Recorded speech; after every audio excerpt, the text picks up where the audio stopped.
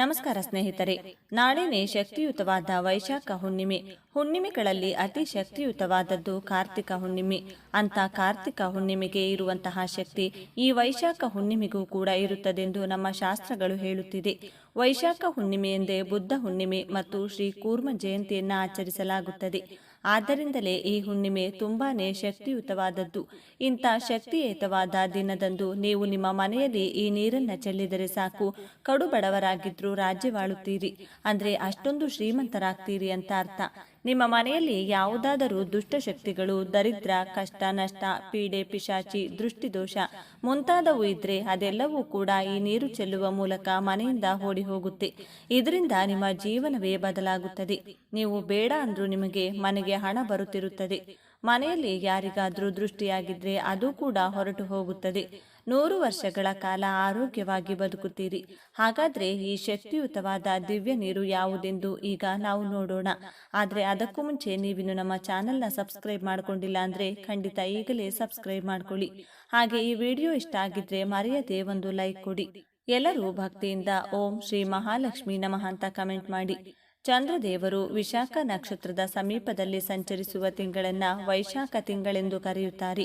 ಹಿಂದೂ ಶಾಸ್ತ್ರಗಳ ಪ್ರಕಾರ ಮಾಸಗಳಲ್ಲಿ 2ನೇ ತಿಂಗಳು ವೈಶಾಖ. ಅದರಲ್ಲೂ ಉತ್ತರಾಯಣದಲ್ಲಿ ಇರುವುದರಿಂದ ಇದು ಅತಿ ಹೆಚ್ಚು ಪವಿತ್ರವಾದದ್ದೆಂದು ಪುರಾಣಗಳು ಹೇಳುತ್ತಿದೆ. ನಮ್ಮ ಸನಾತನ ಧರ್ಮದ ಪ್ರಕಾರ ಮನುಷ್ಯರು ಇಷ್ಟ ಬಂದಾಗ ಸಮುದ್ರ ಸ್ನಾನ ಮಾಡುವಂತಿಲ್ಲ. ವೈಶಾಖ ತಿಂಗಳಿನಲ್ಲಿ ಖಂಡಿತವಾಗಿಯೂ ಮಾಡಬೇಕಾದ ಕೆಲಸಗಳಲ್ಲಿ ಅಥವಾ ವಿಧಿಗಳಲ್ಲಿ ಸಮುದ್ರ ಸ್ನಾನ ಕೂಡ ಒಂದು. ವೈಶಾಖ ಹುಣ್ಣಿಮೆ ಎಂದೇ ಕೆಲವು ಅಳಲೆಕಾಯಿಗಳನ್ನು ಸಮುದ್ರದಲ್ಲಿ ಎಸೆದು ಸಮುದ್ರ ನೀರಿನಲ್ಲಿ ಸ್ನಾನ ಮಾಡುವುದರಿಂದ ಪೂರ್ತಿಯಾಗಿ ಆ ವ್ಯಕ್ತಿಗಿರುವಂತಹ ನರದೃಷ್ಟಿ ಹೊರಟು ಹೋಗುತ್ತದೆ. ಇನ್ನು ಜೀವನದಲ್ಲಿ ಎಂದೂ ಕೂಡ ಆ ವ್ಯಕ್ತಿಗೆ ನರದೃಷ್ಟಿ ತಗುಲುವುದಿಲ್ಲ ಎಂದು ನಮ್ಮ ಶಾಸ್ತ್ರಗಳು ಹೇಳುತ್ತಿದೆ. ಜ್ಞಾನ ಪೌರ್ಣಮಿ, ಬುದ್ಧ ಪೌರ್ಣಮಿ, ಶ್ರೀ ಕೂರ್ಮ ಜಯಂತಿ ಇಷ್ಟೊಂದು ವಿಶೇಷಗಳನ್ನು ಹೊಂದಿರುವಂತಹ ಈ ವೈಶಾಖ ಹುಣ್ಣಿಮೆ ಅತಿ ಪವಿತ್ರವಾದದ್ದು.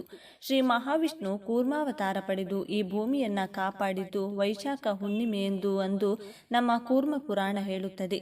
ಹುಣ್ಣಿಮೆಯ ದಿನ ಚಂದ್ರದೇವರು ತುಂಬಾ ಸಾಮರ್ಥ್ಯವನ್ನ ಹೊಂದಿರುತ್ತಾರೆ.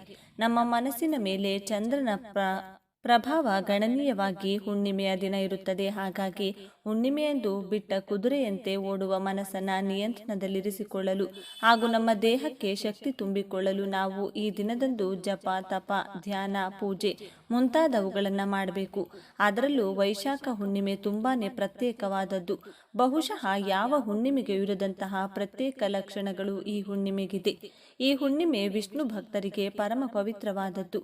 ಅಮೃತಕ್ಕಾಗಿ ದೇವದಾನವರು ಸಮುದ್ರ ಮಂಥನ ಮಾಡುತ್ತಿದ್ದಾಗ ಮಂದಾರ ಪರ್ವತ ಸಮುದ್ರದೊಳಗೆ ಮುಳುಗಿ ಹೋಗದೆ ಕಾಪಾಡಲು ವಿಷ್ಣುವಿನ ಕೂರ್ಮಾವತಾರದಲ್ಲಿ ಮಂದಾರ ಪರ್ವತವನ್ನ ತನ್ನ ಬೆನ್ನಿನ ಮೇಲೆ ಹೊತ್ತುಕೊಂಡರು ಅಂತ ಉತ್ತಮವಾದ ಮಹಾವಿಷ್ಣುವಿನ 2ನೇ ಅವತಾರವಾದ ಕೂರ್ಮಾವತಾರವನ್ನ ಪೂಜಿಸಲು ನಮ್ಮ ದೇಶದಲ್ಲಿ ಅಷ್ಟೊಂದು ಆಲಯಗಳಿಲ್ಲ. ಇನ್ನು ಇದೇ ವೈಶಾಖ ಹುಣ್ಣಿಮೆ ಎಂದು ವಿಷ್ಣು ಭಕ್ತರಲ್ಲಿ ಶ್ರೇಷ್ಠ ಭಕ್ತನಾದ ನಮ್ಮಾಳ್ವರ್ ಜನಿಸಿದರೆಂದು ಹೇಳುತ್ತಾರೆ. ಇದಲ್ಲದೆ ವೈಶಾಖ ಹುಣ್ಣಿಮೆ ಶೈವರಿಗೂ ಕೂಡ ಪ್ರತ್ಯೇಕ. ನರಸಿಂಹ ಸ್ವಾಮಿಯನ್ನ ನಿಯಂತ್ರಿಸಲು ಪರಮೇಶ್ವರ ಶರಬೇಶ್ವರ ಅವತಾರ ಪಡೆದಿದ್ದು ಕೂಡ ಇದೇ ದಿನದಂದು. ಈ ಅವತಾರದ ಬಗ್ಗೆ ಅಷ್ಟೊಂದು ಜನರಿಗೆ ಗೊತ್ತಿಲ್ಲ. ಶಿವಾಲಯದ ಗರ್ಭಗುಡಿಯ ಮುಂದೆ ಎಡ ಹಾಗೂ ಬಲಗಡೆ 2 ಶರಬೇಶ್ವರ ವಿಗ್ರಹಗಳನ್ನ ಪ್ರತಿಷ್ಠಾಪನೆ ಮಾಡಿರುವುದು ನೀವು ಶಿವಾಲಯಗಳಲ್ಲಿ ನೋಡಬಹುದು. ಇನ್ನು ಅತಿ ಪವಿತ್ರವಾದ ವೈಶಾಖ ಹುಣ್ಣಿಮೆ ಎಂದು ಸಂಜೆ 6 ಗಂಟೆಯಿಂದ ರಾತ್ರಿ 12 ಗಂಟೆಯ ಒಳಗೆ ನೀವು ನಿಮ್ಮ ದೇವರ ಮನೆಯಲ್ಲಿ ಶಿವ ಪಾರ್ವತಿ ಫೋಟೋ ಮುಂದೆ 2 ಅರಳಿ ಎಲೆಗಳನ್ನ ಇಡಬೇಕು. ಆ ಎಲೆಗಳಿಗೆ ಅರಿಶಿನ ಕುಂಕುಮದ ಬೊಟ್ಟುಗಳನ್ನಿಡಬೇಕು. ಇನ್ನು ಆ ಎಲೆಗಳ ಮೇಲೆ 2 ಮಣ್ಣಿನ ದೀಪಗಳನ್ನಿಟ್ಟು ಒಂದೊಂದು ದೀಪದಲ್ಲಿ 5 ಬತ್ತಿಗಳನ್ನ ಇಡಬೇಕು. ದೀಪದಲ್ಲಿ ಎಳ್ಳೆಣ್ಣೆ ಹಾಕಬೇಕು. ದೀಪವನ್ನ ಆರತಿ ಅಥವಾ ಅಗರಬತ್ತಿಯಿಂದ ಹಚ್ಚಬೇಕು. ಆ ರೀತಿ ದೀಪ ಹಚ್ಚುವಾಗ ನೀವು ಮನಸ್ಸಿನಲ್ಲಿ ಓಂ ನಮಃ ಶಿವಾಯ ಅಥವಾ ಓಂ ನಮೋ ನಾರಾಯಣ ಎಂಬ ಮಂತ್ರವನ್ನ ಜಪ ಮಾಡಬೇಕು. ಅದರ ನಂತರ ದೇವರ ಮನೆಯಲ್ಲಿ ಉತ್ತರದ ಕಡೆ ಮುಖ ಮಾಡಿ ಕುಳಿತುಕೊಂಡು ಓಂ ನಮಃ ಶಿವಾಯ ಅಂತ ಓಂ ನಮೋ ನಾರಾಯಣ ಎಂಬ ಈ ಮಂತ್ರವನ್ನ 21 ಸಲ ಜಪ ಮಾಡಿ ದೇವರಿಗೆ ನಮಸ್ಕಾರ ಮಾಡಿಕೊಂಡು ನಿಮ್ಮ ಮನಸ್ಸಿನಲ್ಲಿರುವ ಕೋರಿಕೆಯನ್ನ ಹೇಳಬೇಕು. ಅಥವಾ ನೀವು ಈ 2 ಮಂತ್ರಗಳನ್ನ ಕೂಡ ತಲಾ 21 ಸಲ ಹೇಳ್ಬಹುದು. ಈ ರೀತಿ ನಾಳೆ ಯಾರು ಮಾಡ್ತಾರೋ ಅವರ ದೆಸೆ ಬದಲಾಗಿ ರಾಜಯೋಗ ಅವರ ಕೈ ಹಿಡಿಯುತ್ತದೆ. ಶಿವ ಪಾರ್ವತಿಯರ ಆಶೀರ್ವಾದ ನಿಮಗೆ ನೇರವಾಗಿ ಸಿಗುತ್ತದೆ. ನಿಮ್ಮ ಮನೆಯಲ್ಲಿರುವ ಕಷ್ಟ, ನಷ್ಟ, ದರಿದ್ರ, ದುಃಖ ಎಲ್ಲವೂ ಕೂಡ ಆ ದೀಪದ ಕಾಂತಿಯಲ್ಲಿ ಸುಟ್ಟು ಬೂದಿಯಾಗುತ್ತದೆ. ಬಿಸಿಲು ಹೆಚ್ಚಾಗಿರುವ ಈ ತಿಂಗಳಿನಲ್ಲಿ ಮಜ್ಜಿಗೆ, ಮೊಸರನ್ನ, ಮಡಿಕೆಯಲ್ಲಿರುವಂಥ ನೀರು, ಅಂಬಳಿ, ಚಪ್ಪಲಿ ಕೂಡ, ಬೇಸಣಿಗೆ ಮುಂತಾದವುಗಳನ್ನು ದಾನ ಮಾಡಿದರೆ ಮಹಾಪುಣ್ಯ ಬರುತ್ತದೆ. ಲಕ್ಷ್ಮೀ ದೇವಿಯನ್ನ ಒಲಿಸಿಕೊಳ್ಳಲು ವೈಶಾಖ ಹುಣ್ಣಿಮೆ ತುಂಬ ಉತ್ತಮವಾದ ದಿನ. ವೈಶಾಖ ಹುಣ್ಣಿಮೆಯಂದು ಉಪವಾಸವಿದ್ದು ಪುಣ್ಯ ಸ್ನಾನ ಮಾಡುವುದು ಮತ್ತು ದಾನ ಮಾಡುವುದು ತುಂಬ ಶುಭ ಕೊಡುತ್ತದೆ. ನಾಳೆ ವಿಷ್ಣುವಿನ ಹಾಗೂ ಮಹಾಲಕ್ಷ್ಮಿಯನ್ನ ಪೂಜಿಸಬೇಕು. ನಾಳೆ ಕೆಲವು ಪ್ರತ್ಯೇಕವಾದ ವಸ್ತುಗಳನ್ನು ದಾನ ಮಾಡಿದರೆ ಆ ವ್ಯಕ್ತಿ ಎಲ್ಲ ವಿಷಯದಲ್ಲೂ ಹಾಗೂ ಎಲ್ಲ ಕ್ಷೇತ್ರಗಳಲ್ಲೂ ಅಭಿವೃದ್ಧಿ ಪಡೆಯುತ್ತಾನೆ. ಆರ್ಥಿಕ ಸಮಸ್ಯೆಗಳಿಂದ ವಿಮುಕ್ತಿ ಪಡೆಯುತ್ತಾನೆ. ವೈಶಾಖ ಹುಣ್ಣಿಮೆಯಂದು ನೀವು ತೆಗೆದುಕೊಳ್ಳುವ ಕೆಲವು ನಿರ್ಣಯಗಳು ನಿಮ್ಮ ಜೀವನದಲ್ಲಿರುವ ಸಮಸ್ಯೆಗಳನ್ನು, ವಿಘ್ನಗಳನ್ನು ನಿವಾರಣೆ ಮಾಡಿ ಸುಖ ಶಾಂತಿಯನ್ನು ಕೊಡುತ್ತದೆ. ಆರ್ಥಿಕ ಸಮಸ್ಯೆಗಳು ನಿವಾರಣೆಯಾಗಲು ನಾಳೆ ಲಕ್ಷ್ಮೀ ದೇವಿಗೆ ಅರಿಶಿನ ಕೊಂಬುಗಳನ್ನು ಸಮರ್ಪಿಸಬೇಕು. ಪೂಜೆಯ ನಂತರ ಇವುಗಳನ್ನು ಕೆಂಪು ಬಟ್ಟೆಯಲ್ಲಿ ಸುತ್ತಿ ಭದ್ರವಾಗಿಟ್ಟುಕೊಳ್ಳಬೇಕು. ಇದು ನಿಮ್ಮ ಆರ್ಥಿಕ ಸಮಸ್ಯೆಯನ್ನು ನಿವಾರಣೆ ಮಾಡುತ್ತದೆ. ಒಂದು ವರ್ಷದ ನಂತರ ಮತ್ತೆ ಬರುವ ವೈಶಾಖ ಹುಣ್ಣಿಮೆಯಂದು ಇದನ್ನು ಬದಲಾಯಿಸಿ ಹಳೆಯದನ್ನು ಹರಿಯುವ ನೀರಿನಲ್ಲಿ ಎಸೆಯಬೇಕು. ಇದು ಲಕ್ಷ್ಮಿಯ ಆಶೀರ್ವಾದವನ್ನು ನಿಮಗೆ ಕೊಡುತ್ತದೆ. ಧನಲಾಭ ಮತ್ತು ಲಕ್ಷ್ಮೀ ದೇವಿಯ ಅನುಗ್ರಹ ಪಡೆಯಲು ನಾಳೆ ವೈಶಾಖ ಹುಣ್ಣಿಮೆಯಂದು ಪೊರಕೆಯನ್ನು ಯಾರಿಗಾದರೂ ದಾನ ಕೊಡಬೇಕು. ಪೊರಕೆ ಸಾಮಾನ್ಯವಾಗಿ ಯಾರಿಗೂ ಕೊಡಬಾರದು ಅಂತ ಹೇಳ್ತಾರೆ. ಆದರೆ ನಾಳೆ ಒಂದು ದಿನ ಮಾತ್ರ ನೀವು ಯಾರಿಗಾದರೂ ಪೊರಕೆ ದಾನ ಮಾಡಬಹುದು. ವೈಶಾಖ ಹುಣ್ಣಿಮೆಯಂಥ ಪವಿತ್ರವಾದ ದಿನಗಳಲ್ಲಿ ಗಂಗಾ ನದಿ ಮುಂತಾದ ಪುಣ್ಯ ನದಿಗಳಲ್ಲಿ ಸ್ನಾನ ಮಾಡಿದರೆ ಜೀವನದಲ್ಲಿರುವ ಕಷ್ಟಗಳೆಲ್ಲವೂ ಹೊರಟು ಹೋಗುತ್ತದೆ. ಗಂಗಾ ನದಿಯಲ್ಲಿ ಅಥವಾ ಪುಣ್ಯ ನದಿಗಳಲ್ಲಿ ಸ್ನಾನ ಮಾಡಲು ಸಾಧ್ಯವಾಗದವರು ಮನೆಯಲ್ಲಿ ಸ್ನಾನ ಮಾಡುವ ನೀರಿನಲ್ಲಿ ಸ್ವಲ್ಪ ಗೋಮೂತ್ರ ಅಥವಾ ಗಂಗಾ ಜಲ ಬೆರೆಸಿಕೊಂಡು ಕೂಡ ಸ್ನಾನ ಮಾಡಬಹುದು. ವೈಶಾಖ ತಿಂಗಳಿನಲ್ಲಿ ಕುಡಿಯುವ ನೀರು ಯಾರಿಗಾದರೂ ದಾನವಾಗಿ ಕೊಟ್ಟರೆ ಪಿತೃದೋಷಗಳಿಂದ ವಿಮುಕ್ತಿ ಪಡೆಯಬಹುದು. ನೀವು ಎಷ್ಟು ಕಷ್ಟಪಟ್ಟು ದುಡಿದರೂ ಫಲ ಸಿಗುತ್ತಿಲ್ಲ ಅಂತಿದ್ರೆ ವೈಶಾಖ ಹುಣ್ಣಿಮೆಯ ದಿನ ಕಪ್ಪು ಎಳ್ಳನ್ನು ಅಥವಾ ಕಪ್ಪು ಎಳ್ಳಿನಿಂದ ತಯಾರಿಸಿದ ಯಾವುದಾದರೂ ಪದಾರ್ಥವನ್ನು ದಾನವಾಗಿ ಕೊಡಬೇಕು. ನಾಳೆ ಚಂದ್ರನನ್ನು ಪೂಜಿಸಿದರೆ ಚಂದ್ರದೋಷದಿಂದ ಹೊರಬರಬಹುದು. ಮಾನಸಿಕ ಪ್ರಶಾಂತತೆ ಸಿಗುತ್ತದೆ. ಕೆಲಸಗಳಲ್ಲಿ ವಿಘ್ನಗಳು ಬರುವುದಿಲ್ಲ. ನೀವೇನಾದರೂ ಇವತ್ತು ದಾನ ಮಾಡಬೇಕು ಅಂದುಕೊಂಡ್ರೆ ಪೂಜೆಯ ನಂತರ ಮಾತ್ರ ಮಾಡಬೇಕು. ಪೂಜೆಗೂ ಮೊದಲು ಮಾಡಬೇಡಿ. ಪಿತೃದೋಷ ಹೆಚ್ಚಾಗಿದೆ ಎಂದು ಬಾಧೆ ಪಡುವವರು ನಾಳೆ ಕಪ್ಪು ಎಳ್ಳು ಬೆರೆಸಿದಂಥ ನೀರನ್ನು ಅರಳಿ ಮರಕ್ಕೆ ಹಾಕಬೇಕು. ಶನಿದೋಷದಿಂದ ಬಾಧೆ ಪಡೆಯುವವರು ನಾಳೆ ಅರಳಿ ಮರವನ್ನು ಪೂಜೆ ಮಾಡಬೇಕು. ಅರಳಿ ಮರಕ್ಕೆ ಹಾಲು ಮತ್ತು ನೀರನ್ನು ಸಮರ್ಪಿಸಿದರೆ ನೀವು ಮಾಡುವ ಪ್ರತಿ ಕೆಲಸದಲ್ಲೂ ಗೆಲುವು ಸಿಗುತ್ತದೆ. ನಾಳೆ ಸೂರ್ಯೋದಯಕ್ಕೂ ಮುಂಚೆ ಎದ್ದು ಯಾರು ಸ್ನಾನ ಮಾಡ್ತಾರೋ ಅವರಿಗೆ ಉತ್ತಮ ಜೀವನ ಪ್ರಾಪ್ತಿಯಾಗುತ್ತದೆ. ಸೂರ್ಯೋದಯಕ್ಕೂ ಮುಂಚೆ ಎದ್ದು ಸ್ನಾನ ಮಾಡಿ ಅರಳಿ ಮರಕ್ಕೆ ಒಂದು ದೊಡ್ಡ ಚಂಬಿನ ತುಂಬ ನೀರನ್ನು ಸಮರ್ಪಿಸಿ ಪ್ರದಕ್ಷಿಣೆ ಮಾಡಿದರೆ ನಿಮ್ಮ ಪೂರ್ವಿಕರೆಲ್ಲರೂ ಸಂತೋಷಿಸಿ ನಿಮ್ಮನ್ನು ಆಶೀರ್ವದಿಸುತ್ತಾರೆ. ಇನ್ನು ಅತಿ ಪವಿತ್ರವಾದ ವೈಶಾಖ ಹುಣ್ಣಿಮೆಯಂದು ನೀವು ನೆಲ್ಲಿಕಾಯಿ ಗಿಡವನ್ನಾಗಲಿ ಅಥವಾ ಬೇವಿನ ಮರವನ್ನಾಗಲಿ ಮುಟ್ಟಿದರೆ ಸಾಕು, ಜನ್ಮ ಜನ್ಮಾಂತರದ ಪಾಪಗಳೆಲ್ಲವೂ ವಿಮುಕ್ತಿಯಾಗುತ್ತದೆ.